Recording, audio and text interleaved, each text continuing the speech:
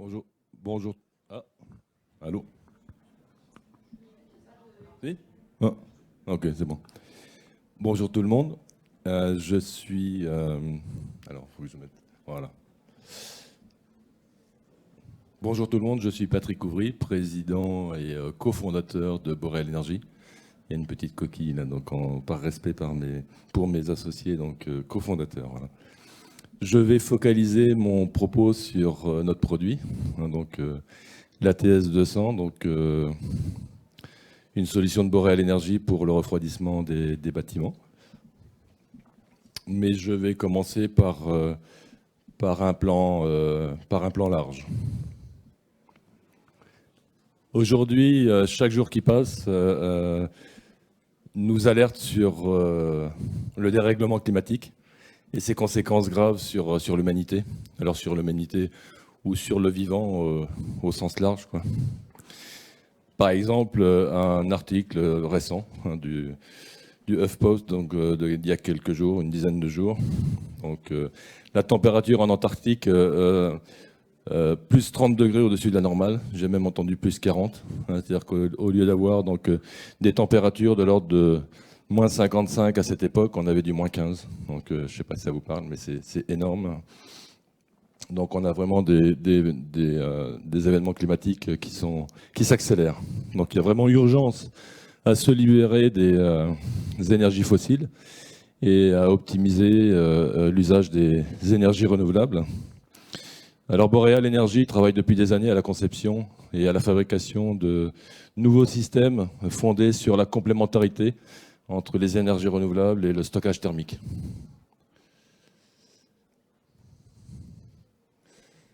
Alors là, on change totalement de contexte. J'ai une petite question. Est-ce que vous savez donc comment sont refroidis les tours de la Défense? Hein, donc pour ceux qui sont passés sur le stand en matinée, on a eu l'occasion d'échanger là-dessus. Voilà, donc je vous apporte la réponse. Vous avez une grande salle de stockage de glace, hein, la plus grande d'Europe. Alors c'était le titre hein, à l'époque, hein, donc, ou en tout cas dans le communiqué de presse de Enertherm. C'est une grande salle de stockage de glace, la plus grande d'Europe, avec 6 piscines. 6 piscines de 1000 mètres cubes, hein, donc, et de 40 mégawattheures chacune. Donc voilà, donc, le grand tertiaire utilise la glace à des fins de climatisation. Hein, ils ont trouvé leur modèle économique à tel point, à telle enseigne que Engie participe également donc, à l'usage de la glace à des fins de climatisation, notamment donc, au travers de son réseau de froid, comment il s'appelle, Climespace, me semble-t-il. Alors la solution tout ça pour introduire donc, la solution ATS de Boréal Énergie. ATS pour accumulateur thermique statique, hein, parce que voilà, donc accumulateur, souvent ça fait penser à des applications à des fins de mobilité. Non, non, nous c'est statique et c'est du thermique. Donc la solution de stockage par la glace pour assurer la climatisation des bâtiments donc à faible coût. Donc, alors je dirais que d'une certaine manière, après ce que je viens de dire, donc on est un peu des copieurs. On est un peu des copieurs, on copie sur la banquise. La banquise, c'est un formidable outil de stockage thermique hein, donc, et qui alimente le plus grand moteur thermodynamique planétaire, puisque voilà, donc, le mouvement des océans obéit donc, à des cycles charge-décharge d'une quantité énorme d'énergie thermique au pôle. Donc voilà, donc on est des copieurs. On copie également sur les piscines de la Défense. Mais là où nous avons innové, c'est que voilà, on a un design particulier. Notre accumulateur possède un design voilà, donc, particulier dont les atouts sont la compacité. On arrive dans un accumulateur qui fait 50 cm par 50 cm sur 1 mètre de haut. On fait 140 kg de glace hein, donc, par charge. Donc, ramené au mètre cube, ça fait 560 kg de glace au mètre cube. En capacité énergétique, on est sur du 52 kWh hein, par mètre cube. Le design de l'échangeur fait qu'on a une haute efficacité énergétique. Dans notre accumulateur, on a 12 mètres carrés d'échange entre les ailettes en aluminium et puis l'eau. On a 12 mètres carrés, ce qui fait qu'on a un pincement très faible.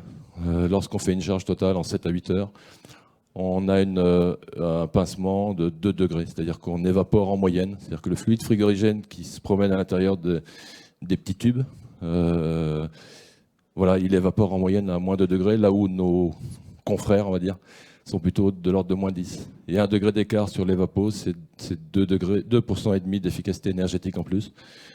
Donc voilà, donc ça nous fait un delta de 20%. Et ce que l'on souhaite apporter donc, au travers de cet accumulateur, c'est une réponse pour le moyen et le petit tertiaire. C'est-à-dire que ce qui se fait dans les tours de la Défense, notre ambition, c'est de le mettre à disposition du moyen, du petit tertiaire et pourquoi pas du particulier. Ah, j'oubliais un atout, la modularité, c'est-à-dire que eh bien, nos accumulateurs, ils ont une taille standard pour la fabrication, pour des facilités d'industrialisation. Mais après, ben, on joue au Lego. C'est-à-dire qu'on en met 1, on en met 2, on en met 4, on en met 6, on en met 8. On les met sur des racks et ça permet de faire des solutions de production d'eau glacée à grande échelle. En quelques mots, comment ça marche ?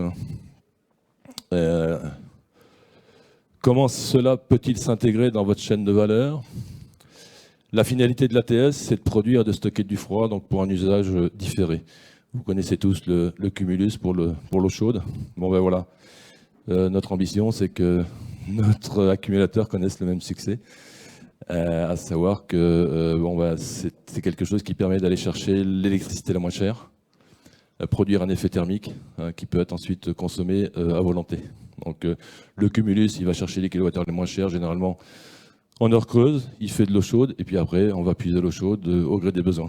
Là, l'idée, on va chercher les kilowattheures les moins chers, on fait de la glace, et puis après, ben, l'utilisateur, il prend les frigories au fil de l'eau. Sur un plan technologique, c'est pas renversant, c'est un cycle frigo qui transforme l'eau liquide en glace, et puis après, donc, ben, c'est de la fonte externe, c'est-à-dire qu'on fait circuler l'eau. On l'envoie dans un échangeur client, il revient à l'ATS, il fait fondre la glace, et puis voilà quoi. Donc pendant un certain temps, on va dire. Donc les avantages de l'ATS, bon, ben, je vous ai parlé tout à l'heure de l'efficacité énergétique, et voilà, donc par rapport au marché actuel, on est de l'ordre de 20% supérieur. Économie d'espace, donc on a une belle capacité, on occupe 2 à 3 fois moins de volume pour une même quantité de glace produite. La flexibilité, je vous parlais des Lego tout à l'heure, donc on peut aligner... Oh pardon, désolé. Oh là là. Désolé. Efficacité énergétique, donc voilà, économie d'espace, et puis flexibilité. Flexibilité, à savoir que bon, ben, nos accumulateurs, on peut les mettre en rangée le long d'un mur, ou au contraire en faire quelque chose de cubique, ou mettre sur 2 étages. Voilà, donc on a une flexibilité, une modularité. Encore une fois, on joue au Lego. Et puis l'éco-responsabilité grâce à la recyclabilité des matériaux. Les performances enregistrées, bah voilà, on est compatible avec les exigences de la climatisation, donc à la fois sur des boucles, la boucle historique 7-12, et également a fortiori donc sur 18-12, y compris sur des décharges rapides. Nos premières expérimentations concernent l'agroalimentaire. Là, on a du bonheur sur le refroidissement de liquide alimentaire. Par exemple, le lait, mais ça peut être de la bière, ça peut être des jus de fruits. Et là, on décharge en 1h30 ce qu'on a mis 7h30 à fabriquer. Donc, on a un beau plateau, donc un beau plateau de puissance. Et donc, voilà, donc on a une capacité à absorber les pics, comment dire, assez importante. C'est un module éco-responsable. On a une belle complémentarité avec le photovoltaïque. Le photovoltaïque, donc, c'est maintenant l'électricité la moins chère en autoconsommation. Et elle est donc la moins chère pour longtemps maintenant. Donc, changement de paradigme donc, avec ce module, c'est une invitation à l'autoconsommation sur le photovoltaïque. Changement de paradigme également sur le dimensionnement de la puissance de la clim. Jusqu'à maintenant, les gens qui ont une clim à dimensionner, ils se calent sur la puissance max. Et ils mettent en plus un coefficient de marge en disant, on ne sait jamais si des fois la température à laquelle on doit faire face est plus importante que celle historique, on va dire. Donc je me prévois une petite marge. Comme je vous disais, notre bac à glace, il supporte 5 fois la puissance de charge. Il peut faire face au pic. Donc ça veut dire qu'à ce moment-là, on dimensionne le compresseur sur la puissance moyenne. Les pics, ils sont absorbés par l'eau glacée. On a besoin de plus de froid, on pompe davantage, on fait fondre à puissance plus importante la glace. Voilà, donc la variable, c'est plus le débit d'eau glacée plutôt que la puissance du compresseur. Donc ça veut dire que à la clé, donc réduction du compresseur, mais également réduction de la puissance de raccordement. Puisque le compresseur est plus petit, il a besoin de moins d'électricité, donc on fait des économies. Donc c'est de l'économie à deux niveaux. Hein, donc sur le CAPEX, le groupe foie est plus petit, et puis sur l'OPEX, la puissance de raccordement est plus faible. Et en plus, vous allez chercher les kilowattheures les moins chers. Donc voilà. Et recyclabilité, on en a touché deux mots. Donc l'ensemble des éléments de l'ATS sont recyclables. C'est de l'alu et de l'eau. L'alu, c'est un métal. Alors, certes, il est cher à transformer, mais très abondant. Et puis l'eau, bon ben voilà, je passe. Et puis donc, on a un grand respect des normes environnementales. Le fluide frigorigène est respectueux des normes actuelles. Donc, on a tourné avec du R410. On tourne actuellement avec du R134. On peut tourner avec des HFO. L'objectif, c'est de tourner avec du CO2. Donc, on a un échangeur qui est bien robuste. On a essayé de le faire éclater à 200 bars, ça n'a pas marché. Donc voilà, donc il est prêt à tenir le CO2. On n'a pas encore systématisé la pression d'épreuve en CO2, mais on y va. Donc voilà ce que je voulais vous dire sur notre produit, donc ATS 200. Hein, donc merci pour votre attention. J'espère qu'elle ne vous a pas laissé indifférent.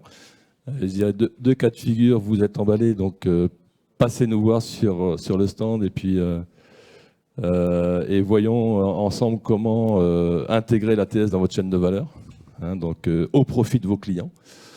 Et si vous êtes sceptique, ben, passez nous voir quand même. Et mettez-nous au défi sur des cas clients. Donc on se fera un plaisir d'en discuter et puis de relever le défi. Donc voilà, donc je vous remercie pour votre attention et je me tiens à votre disposition pour des questions.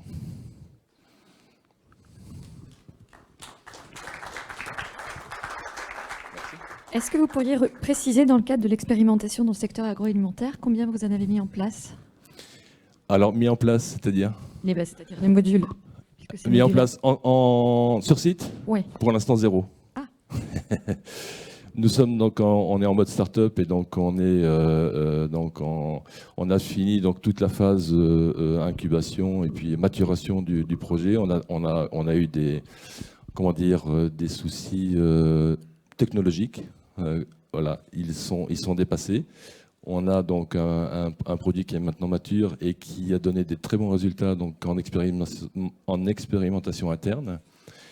On a donc, on l'a maintenant soumis à des expérimentations sur la base de cahiers des charges de prospects, donc qui deviennent, de proche en proche, qui passent de prospects à clients potentiels et voilà donc vraisemblablement donc dans les prochains mois, donc des clients effectifs. Hein, donc, et on a des bons résultats. On arrive donc on répond à leur cahier des charges. Donc, et la phase d'après, ça va être implémentation sur le terrain. Et du coup, la phase de déploiement, c'est 2023, c'est quand? C'est ASAP. Voilà, donc c'est-à-dire que là, l'objectif, c'est effectivement donc porter à connaissance. C'était un peu l'objet donc du salon et de notre présence ici, c'est de porter à connaissance donc du marché, donc de l'existence de notre produit et de rencontrer des gens qui sont potentiellement intéressés. Par rapport à une installation de climatisation de froid, vous avez calculé un peu un retour sur investissement pour les clients potentiels?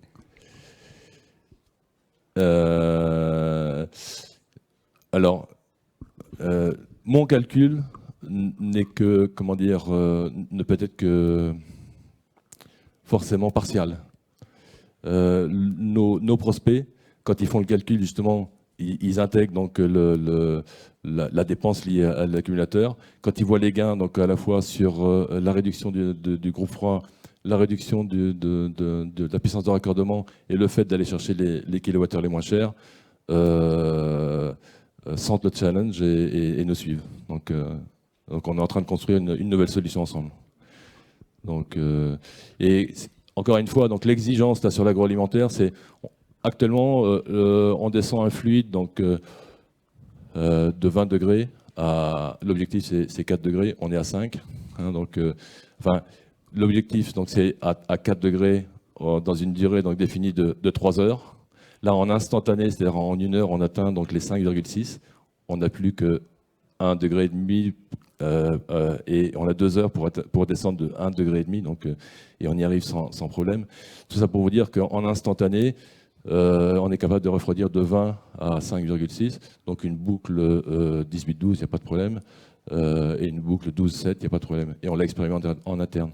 Donc là, l'idée, c'est effectivement de trouver donc, les premiers, enfin de trouver les quelques cas donc, clients qui pourraient être donc, très donc, illustratifs de ce que l'ATS apporte donc, pour la climatisation.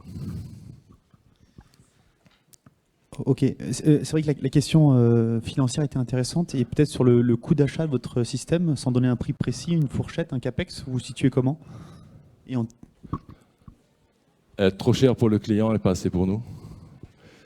Donc non, pour l'instant on ne communique pas sur le prix. Encore une fois, donc, les prospects qu'on a approchés donc, et avec qui on a discuté donc, sur les montants n'en font pas un sujet.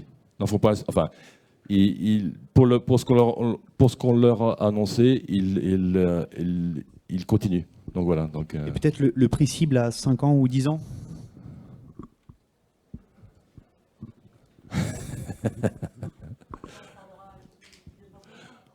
Venez nous voir sur le stand. Venez nous voir sur le stand, mais ça vaut le coup, forcément. Et alors j'ai oublié de dire, mais tout est fabriqué chez nous. Donc, enfin, tout est fabriqué chez nous en Normandie. On est basé à Caen. L'échangeur, il est totalement fabriqué chez nous en usine. Donc, on a même fabriqué les machines qui servent à usiner les pièces. Donc, on maîtrise donc l'usinage, l'assemblage, l'expérimentation. La cuve est fabriquée chez un industriel à proximité. L'isolant, donc, il est usiné à façon, donc à proximité. Donc là, on a vraiment un produit donc local et fait donc avec des matériaux qui sont, bon, alors l'aluminium a certes connu, enfin le cours de l'aluminium a connu donc une envolée, mais comment dire, les solutions concurrentes sont essentiellement à base de matériaux qui ont également qui eux aussi se sont envolés. Et encore une fois, donc, les économies qu'entraîne donc, ce genre d'accumulateur sur le plan de la consommation d'électricité, dans la mesure où les énergies donc, se sont également envolées, l'intérêt de l'accumulateur est toujours présent, quand bien même l'aluminium a augmenté. Oui, et puis effectivement, donc il n'y a aucune pièce en mouvement. Il n'y a aucune pièce en mouvement. Ce sont donc c'est un échangeur donc en aluminium, donc inuisable, c'est-à-dire qu'on a une eau qui est prisonnière, hein, donc et qui voilà, qui est stabilisée, donc et qui ne voilà donc durée de vie, nombre de cycles, je serais tenté de dire illimité quoi.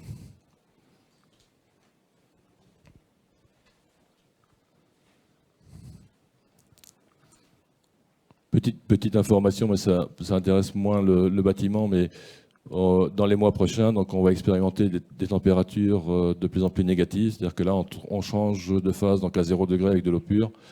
Rapidement, on va passer avec du -4, du -11 et du -29. Pourquoi cette température-là? Parce qu'on met un additif tout à fait naturel, ce sont des sels alimentaires ou cosmétiques, des choses qui n'ont aucun danger, donc à la fois pour l'environnement et pour l'humain. Donc, et ils ont l'intérêt d'avoir des températures de changement de phase qui présentent des beaux plateaux et qui sont très intéressants pour l'agroalimentaire. Donc voilà, on a une feuille de parcours. Et puis si vous nous faites l'honneur d'assister à notre présentation le 15 novembre prochain à Lyon, on vous parlera donc des applications donc, de notre évaporateur au service d'une pompe à chaleur. Parce que vous savez tous, comme moi, que quand on fait du froid, on fait du chaud aussi. Et les belles performances qu'on a observées en expérimentation sur la production de froid, sur notre condenseur, on a identifié des belles performances donc, qui peuvent être mises au service d'une PAC. Donc voilà, donc on en fera un sujet de discussion au mois de novembre. Donc, c'est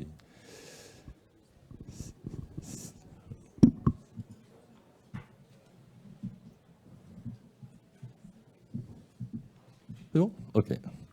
Encore merci pour votre attention et puis au plaisir de vous revoir sur le stand dans un premier temps et puis éventuellement donc, au mois de novembre à Lyon. Merci.